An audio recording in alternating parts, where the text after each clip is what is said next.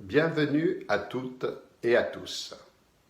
Aujourd'hui, nous déroulons donc toujours notre projet avec le sujet particulier qui est donc le moratoire sur les prix de la farine.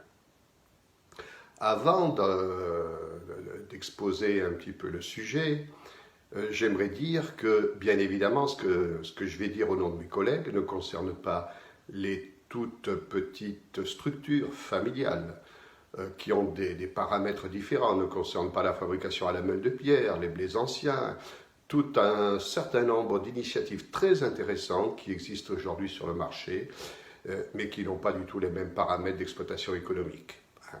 Donc on va s'adresser uniquement par un angle bien particulier qui est celui de la farine de base en général, et puis de la farine tradition française qui représente quand même encore la plus grosse partie de la meunerie française aujourd'hui, qu'elle soit petite, moyenne ou grosse.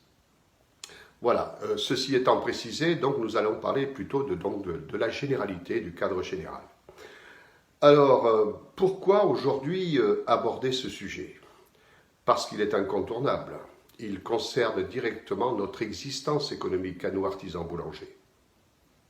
Ça l'a toujours été, plus ou moins, mais aujourd'hui c'est devenu un paramètre auquel il faut trouver des solutions parce qu'on ne peut plus continuer de cette façon-là.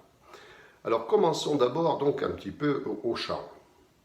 Le blé, globalement, il part du champ ou de la coopérative ou de l'agriculteur, peu importe, à 150-200 euros la tonne en fonction des fluctuations diverses et variées de la qualité.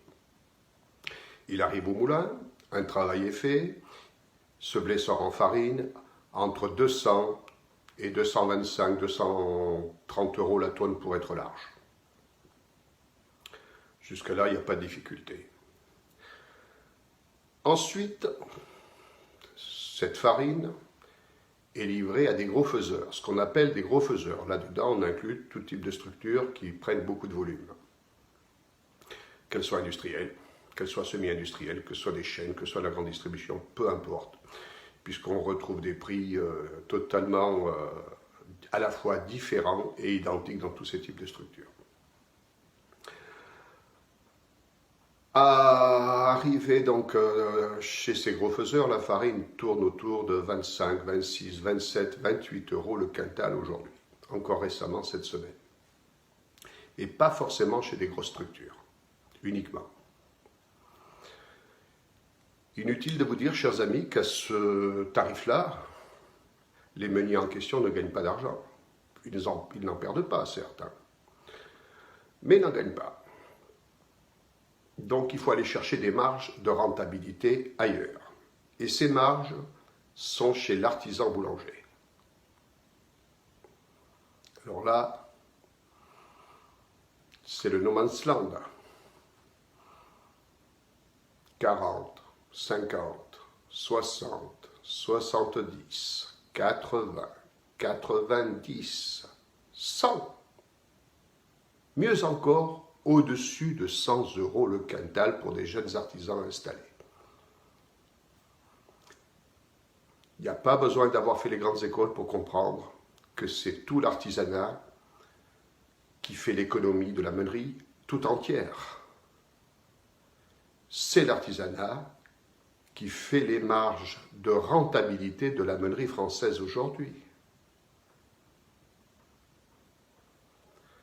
Et nous, artisans, sans vraiment réfléchir, nous subventionnons les structures qui viennent nous faire de la concurrence déloyale et nous tuer. C'est une situation que nous ne pouvons plus accepter. S'il fallait donner quelques preuves de cette argumentation, je vous dirais la chose suivante.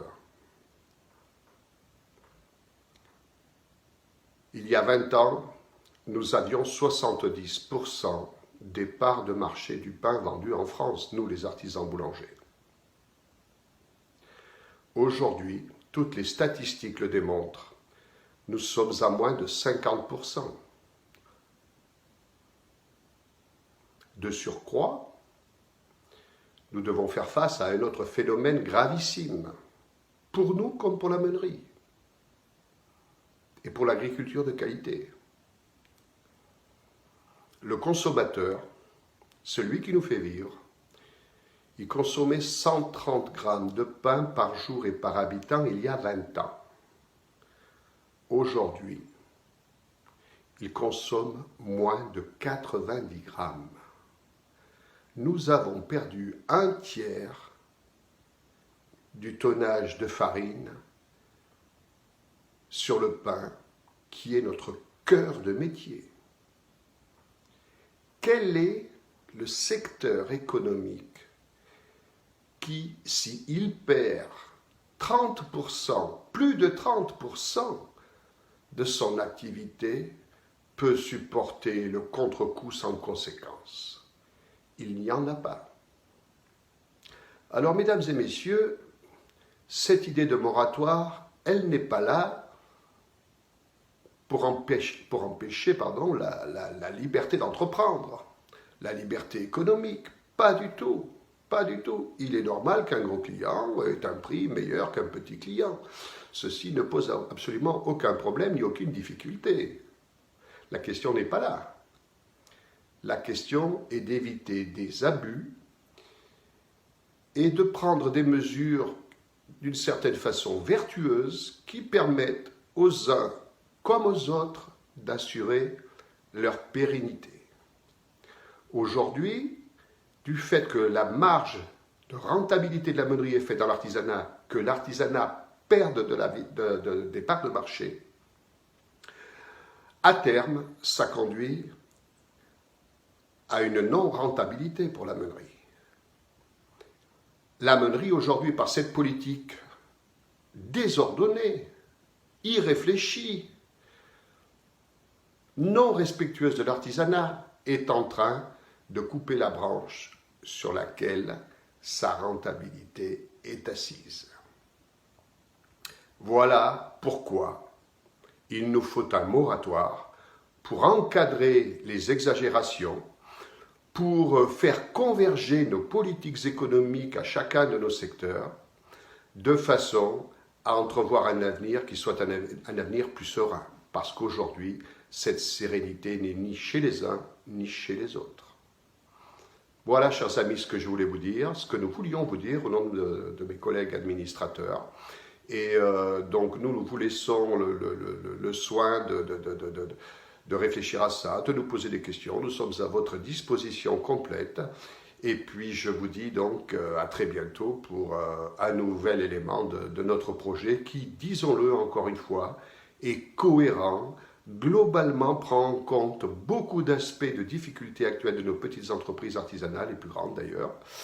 Et donc, c'est pour ça que nous sommes convaincus de notre projet et que nous essayons de faire cette pédagogie qui est absolument nécessaire. Donc, je vous souhaite une excellente semaine au nom de mes collègues et je vous dis donc à très bientôt. Au revoir.